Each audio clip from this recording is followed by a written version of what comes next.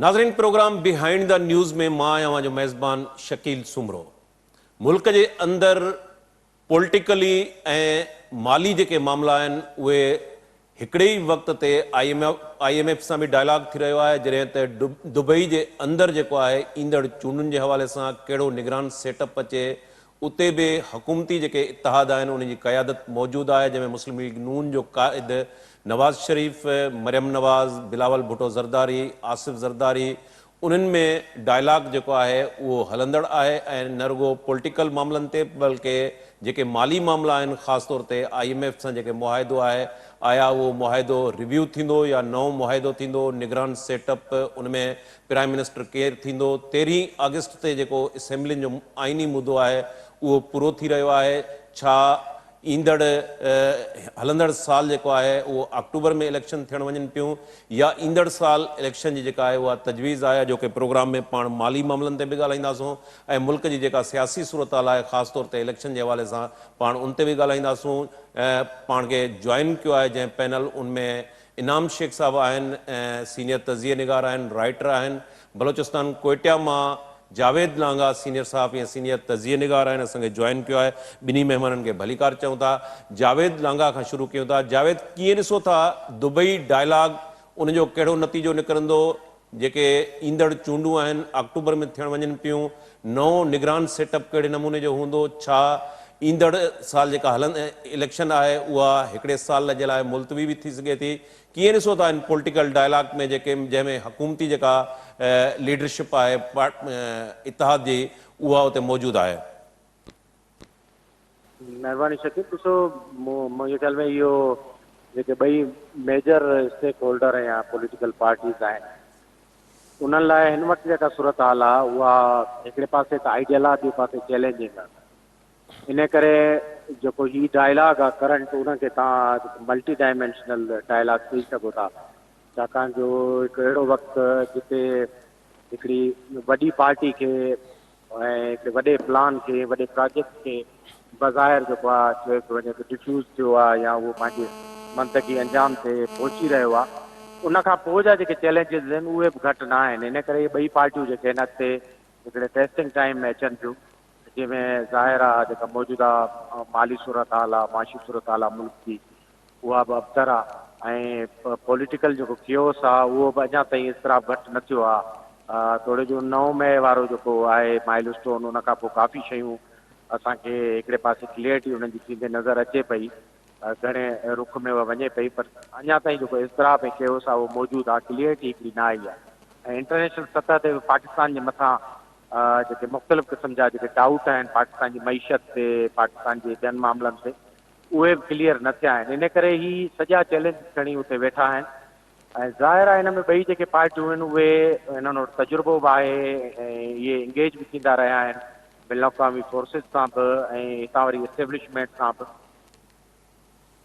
हुकूमतनि जो इशू आहे उहो बि हिकिड़ो वॾो डिस्कशन जो मौज़ू हूंदो हिननि वटि, निगरान हुकूमतूं कीअं ठहनि, ईंदड़ अपकमिंग इलेक्शन कीअं थिए। ऐं हिन खां पोइ इहो बि हूंदो त ॿई पार्टियूं जेकॾहिं पंहिंजे पंहिंजे निशाननि ते सेपरेटली इलेक्शन में वञनि थियूं त उन्हनि जी कैंपेनिंग जेका आहे उहा केतिरी हार्श हूंदी ऐं उनखां पोइ जेके नतीजा था अचनि उनखां पोइ जेका हुकूमतूं उन्हनि जी जोड़ कीअं पइजी। छाकाणि हाणे जेका सूरत हाल आहे हुन में इहो क़तई तौरु असां इहो न ॾिसंदासीं त अहिड़ी गवर्नमेंट ईंदी जेके जेका स्वीपिंग मेजॉरिटी हूंदी या 2/3 हूंदी उहा फ़ैसिला कंदी अची। मुल्क में जहिड़े नमूने सां तोड़ फोड़ थी आहे ऐं सियासी निज़ाम जिते वञी बीठो आहे ऐं जेका कंपोज़िशन आहे हींअर फेडरेशन जे सूबनि अंदरि, उन मां नथो लॻे त का बि हिकिड़ी मेजर पार्टी मुस्लिम लीग हुजे या पीपुल्स पार्टी हुजे उहो स्वीपिंग मेजॉरिटी सां अचे पंहिंजा फ़ैसिला करे। इन करे तमामु घणा चैलेंजिस आहिनि इन्हनि ॿिन्ही पार्टियुनि खे जेकॾहिं फ्यूचर सिनेरियो में हूंदियूं। इन सभिनी ते डिस्कशन थींदो ऐं इहे हिक ॿिए खे जेको आहे सो हिकिड़ो ईंदड़ इलेक्शन में टफ टाइम बि ॾींदा ऐं गॾोगॾु हिक ॿिए खे अकोमोडेट बि कंदा। मुंहिंजे ख़्याल में ॿिन्ही सिखी बि वरितो आहे ऐं सिस्टम जो हिसो बि आहिनि ऐं हुनजा बेनिफिशरी बि आहिनि।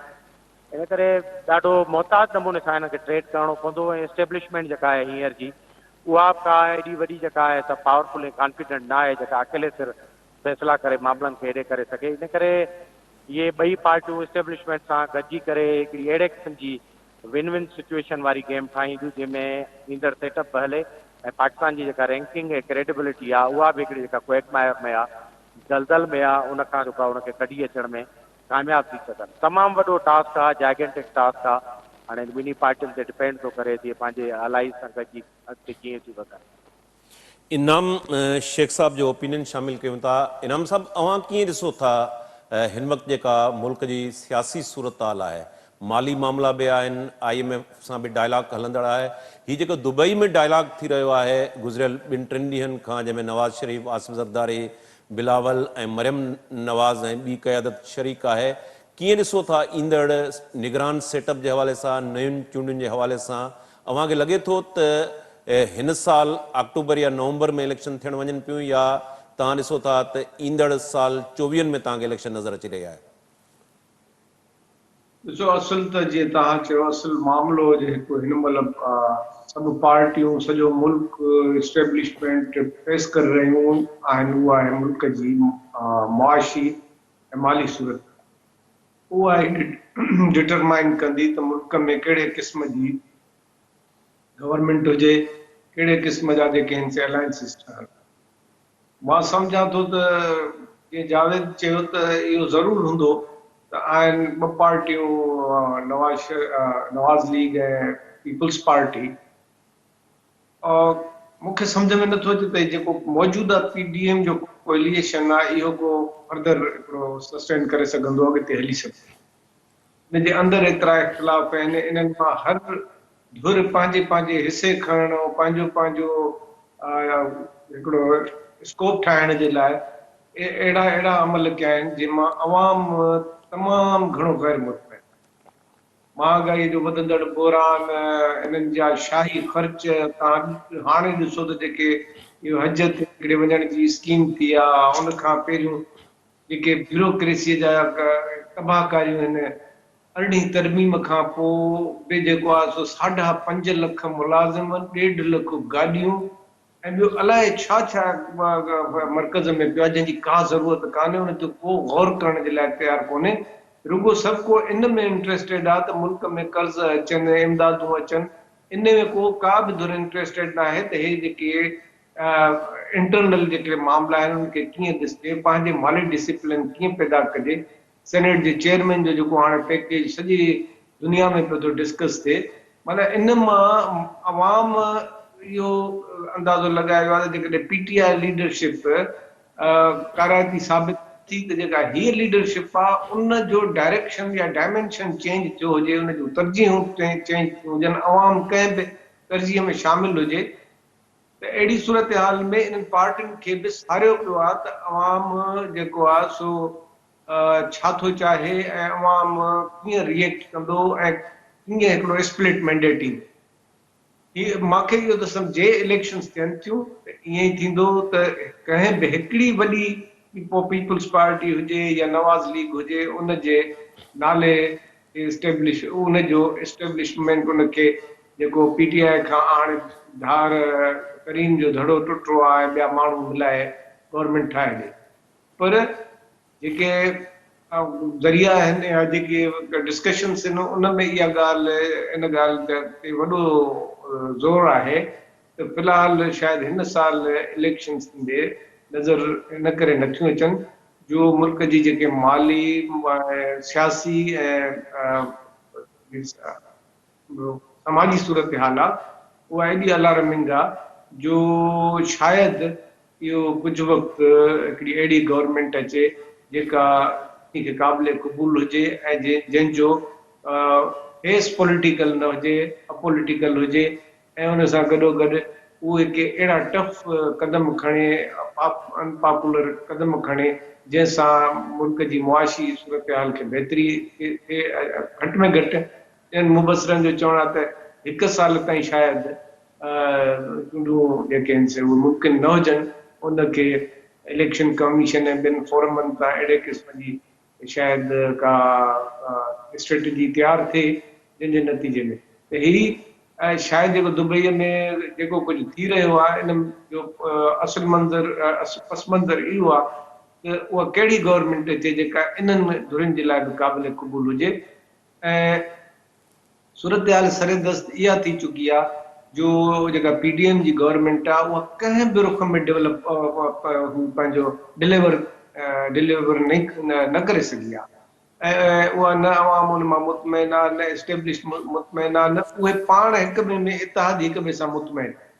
तंहिंजे करे सूरत हाल अहिड़ी कॉम्प्लिकेटेड सूरत हाल में कंसेंसस सां का केयरटेकर डिघे थोड़ी वधीक मुदे जे लाइ हिकिड़ी गवर्नमेंट त नज़र अचे थी, मूंखे सम्झ में नथो अचे त इन सिचुएशन में उहो जेको आहे सो नॉर्मल इलेक्शंस थींदियूं ऐं उन्हनि में वॾा इन जेके मौजूदा कोलिएशन आहे इन क़िस्म जो कोलिएशन ठही सघंदो।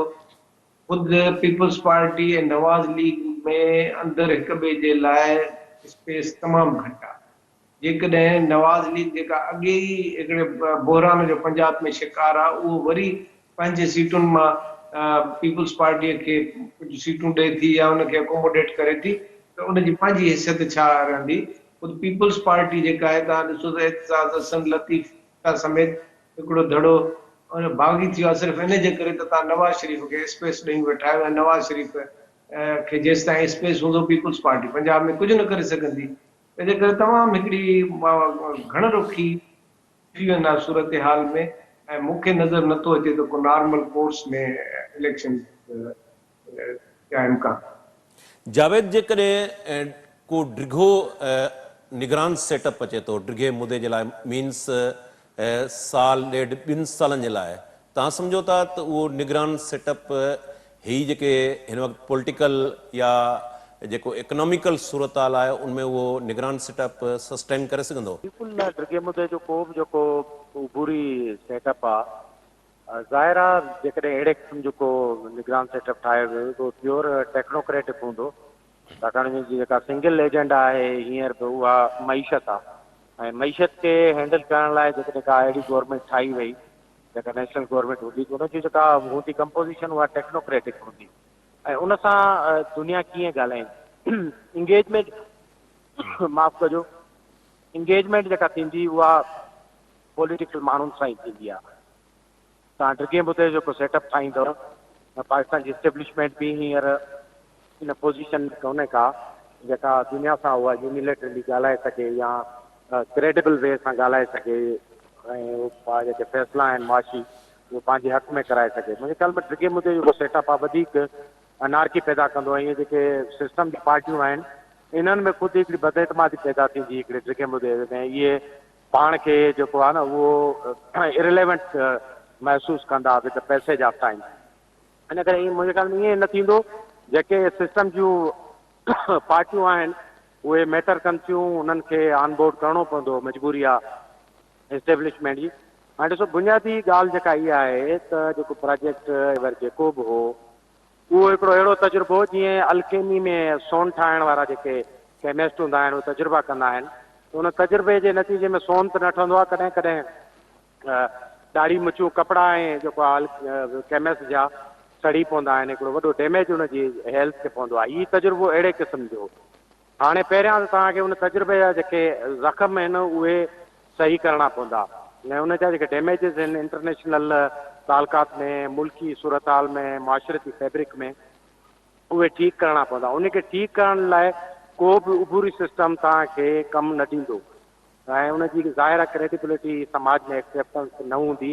अॻु में ई केओस एनार्की आहे, माशी बहरान आहे ऐं जेका हिकिड़ी वॾी पॉपुलेशन आहे उहा इरिलेवेंट आहे हिन सॼी मामलनि खां, डिसीजन मेकिंग खां, त मुंहिंजे ख़्याल में पे बैक न कंदी। फेडरेशन आहे उन जूं पंहिंजूं फॉल्ट लाइन्स ऐं हिकिड़ा तज़ाद आहिनि, इहे सभई गहरा थींदा वेंदा। इन करे इहे जेके सिस्टम जूं पार्टियूं आहिनि जा नायली जा, पर इहे ई ट्रांज़ेक्शन में कमु कंदियूं, इहे ई इनखे उन बहिरानी दौर मां कढी सघनि थियूं, छाकाणि हिकिड़ो अहिड़ो तजुर्बो हो जीअं सभु मामला रिवर्स में करे छॾिया आहिनि। हाणे वे फॉरवर्ड इहो आहे त तव्हां उहे जेके डैमेजिस आहिनि पहिरियां उहो ख़तमु कयो ऐं विज़डम सां दुनिया सां एंगेज थियो। हिकिड़ो माशी प्लान जीअं प्लान बी जी ॻाल्हि कई थी वञे त पाकिस्तान जी एंगेजमेंट चाइना ऐं सऊदी अरब ऐं अहिड़नि मुल्कनि सां कीअं थींदी, उन्हनि जी इन्वेस्टमेंट जेका आहे 123 या 20 अरब जी आहे उहा कीअं ईंदी, इहे सभु मामला हिकिड़ो उबूरी सेटअप कॾहिं बि मुंहिंजे ख़्याल में नथो करे सघे। जावेद जेको ही माली मामलनि जे हवाले सां तव्हां प्लान बी जी ॻाल्हि कई, पहिरियों त इन प्लान बी खे फोकस कयो वियो ऐं पोइ वरी ॿीहर जेको आहे IMF सां डायलॉग जेका आहिनि शुरू कया विया। असां ॾिठो त पेरिस में प्राइम मिनिस्टर जेको आहे IMF जे MD मैनेजिंग डायरेक्टर सां बि मुलाक़ात कई। ॻरियूं शर्तूं जेके आहिनि उन्हनि मां जेके टैक्सिस आहे, टैक्सिस जो मामिलो उहो जेको आहे ॻाल्हि मञी वई। असां ॾिठो त 215 अरब रुपयनि जो इज़ाफ़ी जेको टैक्स आहे उहो लागू कयो वियो।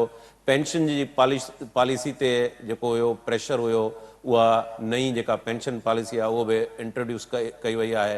हिन बजट जे अंदरि व्याज जी जेका शरह आहे उहो बि 1% वधाई वई आहे। हिन सॼे पैकेज जे अंदरि पाण ॾिसूं था त हिकिड़ो इन्फ्लेशन महांगाई जो तूफ़ान ईंदो। उहो महांगाई जो तूफ़ान तव्हां सम्झो था त जेका बि गवर्नमेंट ईंदी उहो निगरान सेटअप अचे या ही जेका हिन वक़्तु कोलिशन गवर्नमेंट आहे उनजे लाइ ही हिकिड़ो वॾो चैलेंज न हूंदो जॾहिं मुल्क एतिरो क्राइसिस में आहे त हिकिड़ो IMF सां जेके ज़ाहिरात स्टाफ मुआहिदो इन कंडीशन्स ते थींदो त उनजे लाइ अञा वधीक चैलेंज पैदा न थींदा। जावेद अव्हां खां सवाल आहे मुंहिंजो। जी जी जी मां चयो मुआशी सूरत हाल जेका आहे उहा त बिल्कुलु वॾो चैलेंज आहे। पर आइनी तौरु जेकॾहिं हिननि खे वञिणो आहे, रस्तो वठिणो आहे त पोइ त आइनी मुदत जेका आहे उहा जीअं पूरी थींदी असेंबली जी, त असेंबली जेकॾहिं हफ़्तो अॻु बि टोड़नि था त निगरान हुकूमत ईंदी। ज़ाहिर आहे 3 महीननि जी जेका निगरान हुकूमत आहे उनखे कुझु फ़ैसिला बि करणा पवंदा ऐं कुझु पॉलिसी जी कंटिन्यूटी जेका आहे हिन हुकूमत जी उनखे बि खणी हलणो पवंदो। 3 महीना मुंहिंजो न पॉलिटिक्स में वॾा आहिनि। मेजर पार्टी जॾहिं वेंदियूं कैंपेनिंग में त हिन लाइ हिकिड़ी पंचिंग बैग मौजूदु आहे ऐं जॾहिं जेको 9 मई वारा वाक़िया ऐं हुनजो जेको सॼो आहिनि आफ्टर मैथ वग़ैरह उहो एतिरो उन्हनि वटि स्टफ मौजूदु आहे जो ही पार्टियूं जेके आहिनि उन ते काफ़ी पॉलिटिकली खेॾी सघंदियूं ऐं पाण पंहिंजी फेस सेविंग लाइ कंदियूं। पर सिस्टम में कुझु बि न आहे जो ही को प्रेज़ेंट करे सघनि या सेल करे सघनि, माण्हुनि खे ॾेई सघनि। इहो सॼो डिपेंड थो करे त ही कहिड़ी लेगेसी मुख़्तसर रस्ते में छॾे था वञनि ऐं निगरान जेके आहिनि उहे अचनि था ऐं उन मामले खे केतिरो खणी था वञनि ऐं माण्हुनि लाइ केतिरी जेका स्पेस पैदा कनि। ही अणहूंद में हिकिड़ी जेका इलेक्शन थियणी आहे ऐं डिस्पेयरनेस में थियणी आहे ऐं तव्हां ईअं खणी सम्झो हिकिड़ो जेको पॉलिटिकल फोर्स हो जेको आयो हो हिकिड़े ज़माने मकान में, उन्हनि जे डिफ्यूज़ थियण खां पोइ हिननि खे बाय डिफॉल्ट जेको आहे हिकिड़ो फ़ाइदो इहो मिलियो आहे त जेको उहा डिस्पेंसेशन ही उहा हाणे साम्हूं न हूंदी, उहा एस्टेब्लिशमेंट बि न हूंदी, उहो पॉलिटिकल आर्डर बि न हूंदो जेको इन लाइ थ्रेट बणियल हो। इन लाइ हिन जा जेके चैलेंजिस हूंदा उहे एतिरा न हूंदा ऐं अवाम लाइ बि को वॾो ऑप्शन ॿियो मौजूदु न हूंदो इनकलाब जो, तब्दीली जो। अवाम खे बि गुज़ारो करणो पवंदो इन सूरत हाल में। इस्टेब्लिशमेंट लाइ इहो चैलेंज आहे त उन वटि हाणे इन तजुर्बे खां पोइ हथु सड़ण वारे खां पोइ को बि अहिड़ो एडवेंचर करण जो न को उन्हनि वटि टाइम आहे न वरी कास्ट आहे हुनजी जेका करे सघनि था। इन करे सिस्टम खे आहिस्ते आहिस्ते जेका ॾेई पटड़ी ते आणणो पवंदो। बिल्कुलु पटड़ी ते न आहे, तमामु वॾा चैलेंजिस। जेसीं तव्हां IMF जो सवाल आहे त IMF ख़ुदि थ्रेटनिंग ऐं हिकिड़ो मैसेजिंग वारी सूरत हाल पाकिस्तान सां कई पए जीअं पाकिस्तान हुननि सां सिधो थिए। तव्हांखे ख़बर आहे त IMF जे पुठियां अमेरिका ऐं जेको आहे वेस्ट आहे ऐं उहे बि चाहींदा हूंदा त पाकिस्तान असां सां सिधो थिए। जेके पाकिस्तान जा मामला आहिनि इंटरनेशनल पॉलिसी जा, इन करे पाकिस्तान तरफ़ां जेको मैसेज ॾिनो प्लान B वारो चाइना ॾांहुं, सऊदी अरब ॾांहुं, ख़ुदि ईरान ॾांहुं जेको आहे उहो पार्टर एग्रीमेंट करे ईरान जी जेका गैस पाइपलाइन आहे उनजो रिवाइवल, इहे पाकिस्तान जो काउंटर जेका मैसेजिंग ही IMF ते अमेरिका बि कतई न चाहींदो त पाकिस्तान IMF जे प्रोग्राम मां निकिरी वञी उन कैंप मां ई मुकमल निकिरी वञे जिते हुनजो को बि असर रसूख़ बाक़ी न हुजे यूरोप जो ऐं मुकमल तौर ते चाइना ऐं ॿिया जेके आहिनि पावर्स उन्हनि जे पासे हलियो वञे ऐं उते CPEC ऐं ॿिया मामला इंडिपेंडेंटली हलनि ऐं ग्वादर जहिड़ा जेके की स्ट्रेटेजिक जेके पॉइंट्स आहिनि उहे मुकमल तौरु चाइना ऐं उनजे एलाइज़ वटि अची वञनि। इहा हिकिड़ी गेम आहे सॼी ऐं उहे जेका वाइज़ली पावर्स खेॾंदा आहिनि। पाकिस्तान खे पंहिंजा कार्ड जेके आहिनि उहे इस्तेमालु करणा पवंदा। तमामु घणो सख़्तु मुआशी समाजी ऐं मुआशरती बहरान आहे, उन मां हिकिड़े विज़डम सां ई निकिरी सघिजे थो ऐं अनफॉर्चुनेटली उन विज़डम जी तमामु वॾी खोट आहे। ऐं जेकॾहिं वाइज़ली पॉलिटिकल जेको डिस्पेंसेशन आहे उन एस्टेब्लिशमेंट फ़ैसिला न कया त नतीजा जेके आहिनि एडवर्स थी सघनि था। जी इनाम शेख साहब, इंटरनेशनल पावर्स जो जेको कॉन्फ्लिक्ट आहे ज़ाहिर आहे त उनजो पाकिस्तान जी इकोनॉमी ते पॉलिटिकल सूरत हाल ते बि असरु पइजी रहियो आहे। IMF सां जेके मामला आहिनि उहे कंडीशन्स तमामु ॻरियूं जेके शर्तियूं आहिनि उहे हिन वक़्त ताईं असां ॾिठो आहे पेंशन पॉलिसी खां वठी व्याज जी शरह 215 अरब रुपयनि जा टैक्स, उनखां पोइ जेको इन्फ्लेशन महांगाई जो तूफ़ान ईंदो, जेको अॻु में ई माण्हू जेको आहे उहो महांगाई जो जेको आहे उहो हिन सॼे हुनखे फेस करे रहिया आहिनि, त तव्हां सम्झो था त ही डैमेजिस जेके गुज़िरियल प्रीवियस गवर्नमेंट में थिया उनखां वधीक डैमेजिस वेंदा, या तव्हां सम्झो था त मामला जेके आहिनि उहे IMF सां जॾहिं स्टाफ मुआइदो थींदो त कंहिं हद ताईं सेटल थी वेंदा?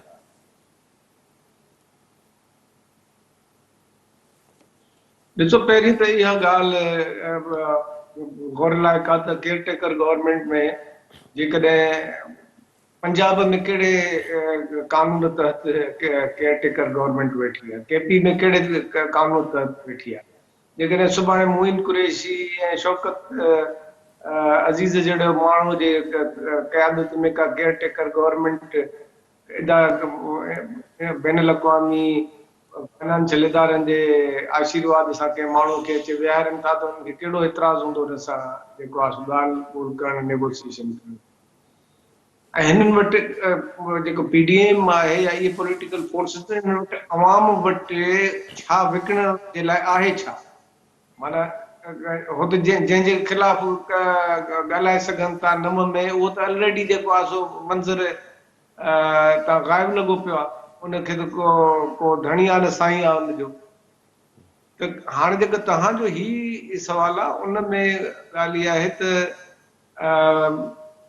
ताज़ो जेको इंडिया जो प्राइम मिनिस्टर वियो आहे अमेरिका, उन में अमेरिका जेका अनप्रेसिडेंटेड उनखे वेलकम ॾिनो आहे, उन मां तव्हां अंदाज़ो लॻाए त जेका नई हिन रीजन में सिफ़बंदी थिए थी उन में केरु कंहिंसां हूंदो। हिकु कलाक जे सेशन में 15 दफ़ा जेके गॾियल हिन जा पार्लियामेंट जा अमेरिकन पार्लियामेंट जा माण्हू जेके 15 दफ़ा उथी बि हुननि ताड़ियूं वॼायूं आहिनि। ऐं साईं मुंहिंजे खे चवां हुन जेके एग्रीमेंट्स थिया आहिनि, जेका टेक्नोलॉजी ट्रांसफर थिए थो, इहो सॼो ऐं ॿियो जेको मुआशी ऐं स्ट्रेटेजिक ताउन आहे उहो छा थो इंडिकेट करे? ऐं हेॾा पाकिस्तान जी जेका असांजी गवर्नमेंट आहे या असांजी जेका सियासी क़यादत आहे उनखे ऑफर करण जे लाइ हाणे आहे छा? अफ़गानिस्तान में एॾो इशू न रहियो आहे, अफ़गानिस्तान ख़ुदि अमेरिका सां हिकिड़ी ज़बरदस्त अंडरस्टैंडिंग में जेको आहे हुनजी हुकूमत कमु करे रही आहे। ऐं चाइना बि को एॾी सरगर्मी त हिन महिल ताईं कोन ॾेखारी आहे। जेकॾहिं फर्ज़ कयो $1-2 बिलियन आहिनि त उन्हनि जे जेकॾहिं कर्ज़ रीस्केड्यूल थींदा त उहे कीअं थींदो? चाइना एतिरा पैसा हिननि खे ॾींदो छा त $8 बिलियन ॾेई ऐं पंहिंजा कर्ज़नि खे अगेन हिननि खे वञिणो पवंदो IMF ऐं वर्ल्ड बैंक जिन जा या जेके ॿिया फोरम्स आहिनि, कंसोर्शियम्स आहिनि, उन जा कर्ज़ आहिनि पाकिस्तान ते, उन्हनि खे एडजस्ट करण जे लाइ वरी बि उन्हनि सां डायलॉग करणो पवंदो। तंहिंजे करे पाकिस्तान जे लाइ असांजे जेको आहे सो हिन मुल्क जे मुस्तक़बिल जे लाइ, जीअं जावेद बि ॿुधायो, हिकिड़ी तमामु ग्रेव सिचुएशन आहे। हिन ग्रेव सिचुएशन में कुझु बि थी सघे थो, का बि नामुमकिन शइ थी सघे थी। ऐं एस्टेब्लिशमेंट कमज़ोर ज़रूर आहे, पर एतिरी बि कमज़ोर कोन्हे जो उहा पंहिंजी जेके प्रायोरिटीज़ आहिनि उन्हनि खे लागू न कराए सघे। जेकॾहिं एस्टेब्लिशमेंट खे पॉलिटिकल पार्टीज़ जी ज़रूरत आहे त पॉलिटिकल पार्टीज़ बि हिन महिल अवामी सपोर्ट जे हिसाब सां हिकिड़ी यतीमी वारी सूरत हाल में उन्हनि खे उहा पंजाब में तव्हां ॾिसो था नवाज़ लीग जी कहिड़ी सिचुएशन वञी थी आहे। ऐं सिंध में त हाणे पीपुल्स पार्टीअ खे ज़ाहिर आहे हिकिड़ो सूबो ई आहे जेको उन्हनि वटि आहे। पंजाब में जेकॾहिं पीपुल्स पार्टीअ जी परफॉर्मेंस जेका आहे हिन महिल 6 सीटूं क़ौमी असेंबली जूं, हिन खां अॻिते वधी कुझु नथी ॾेखारे त छा पंहिंजो पीपुल्स पार्टी जो हैसियत रहंदी? माना 44, 45, 50 सीटुनि ते उहो छा बार्गेनिंग करण जे पोज़ीशन में हूंदी? KP में जेका JUI जी पोज़ीशन आहे उहा तव्हांजे साम्हूं आहे। KP में उनजे ख़िलाफ़ तमामु घणी रिज़ेंटमेंट आहे। इहे सभु शयूं मूंखे त ईअं थो सम्झ में अचे त इन ते जेको कुझु थींदो पॉलिटिकल पार्टीज़ जे आशीर्वाद सां ई हूंदो, उन्हनि खे फेस सेविंग जे लाइ बि हूंदो। ऐं हिकिड़ो विचित्रो अहिड़ो को फार्मूलो ईंदो जंहिंजो मां सम्झां थो त सभिनी धुरियुनि खे क़बूल करणो। इनाम साहब, अहिड़ी सूरताल में जीअं तव्हां पाण ॿुधायो त मोदी जो जेको अमेरिका जो दौरो हो, अमेरिका उनखे केतिरो रेस्पॉन्स कयो आहे, त तव्हां सम्झो था त पाकिस्तान वटि अहिड़ी लीडरशिप आहे जेको हिन सॼे क्राइसिस में, मां सम्झां थो 75 सालनि में ही 70 खां पोइ वॾो क्राइसिस आहे, उन क्राइसिस मां निकिरी सघिजे? अवां सम्झो था उहा लीडरशिप आहे जेका हिन क्राइसिस मां कढी सघे? ॾिसो, असां वटि असांजी फॉरेन पॉलिसी जे हवाले सां असां वटि विकिणण जे लाइ कुझु बि कोन्हे। न अफ़गानिस्तान जो इशू आहे, न ईरान जी उहा कन्फ्रंटेशन इन लेवल ते आहे वेस्टर्न पावर्स सां। तव्हां हाणे ॾिसो त एटमी तजुर्बनि में ईरान जेका अॻु भराई कई आहे उन ते बि का एॾो वॾो रिएक्शन कोन आयो आहे। ऐं ईरान जेको आहे सो जेको बार्टर वापार करे थो, लीगल आहे इलीगल, उन ते बि का अहिड़ी रिज़ेंटमेंट कान्हे। इंडिया सां तव्हां ॾिसो था वेस्ट जा जेके तालुकात आहिनि कहिड़ी नोयत जा आहिनि।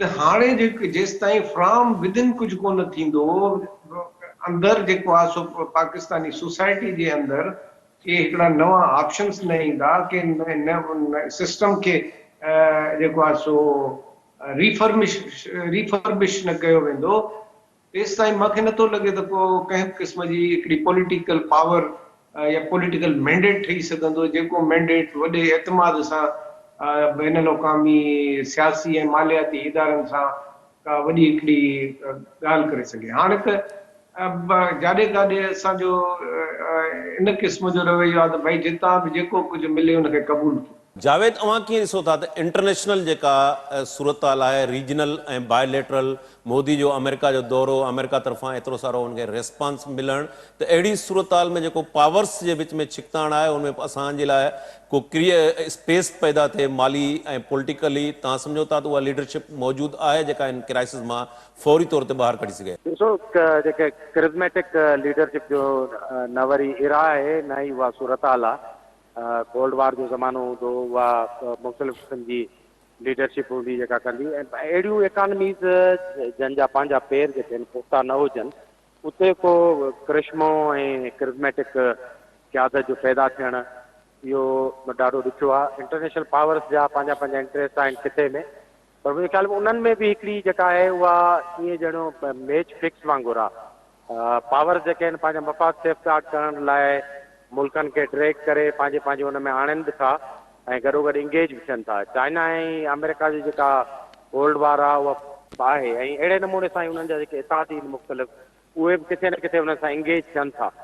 कंहिं वॾे टकराव या तसादुम मां ज़ाती तौरु नथो ॾिसां, ऐं इहो मामिलो हलंदो रहंदो। इकनॉमिक वार जेका आहे इन में तव्हांखे ग्रुपिंग नज़र ईंदी, पर पाकिस्तान जे जहिड़ा जेके मुल्क आहिनि जेके पाण भरा न आहिनि, उन्हनि जो कंहिंसां बीहण या स्टैंड करणु जेको आहे उहो एसि ताईं मैटर नथो करे जेसि ताईं असां हमेशह चवंदा रहिया आहियूं त इन्हनि जो पंहिंजो इंटरनल जेको पॉलिटिकल ऑर्डर आहे हाउस इन ऑर्डर नथो थिए। पाकिस्तान हिकिड़ी फेडरेशन आहे, उनखे इहे वरी बहिरान एसि ताईं ईंदा रहंदा जेसि ताईं उनखे हिकिड़ी जस्ट ऐं रियल फेडरेशन वांगुरु नथो हलायो वञे। बिल्कुलु, पाकिस्तान जो बहिरान जेसि ताईं रियल फेडरेशन आहे ऐं सूबनि खे एतमाद में नथो वरितो वञे, नओं सोशल कॉन्ट्रैक्ट नथो थिए, तेसि ताईं इहो क्राइसिस रहंदो। नाज़रीन, हिते प्रोग्राम जो वक़्तु पुॼाणी खे पहुतो। इनाम शेख साहब, जावेद लांघा, अवांजी महिरबानी। नाज़रीन, ईंदड़ प्रोग्राम ताईं पंहिंजे मेज़बान शकील सुमरो खे इजाज़त ॾींदा। अल्लाह वाहे।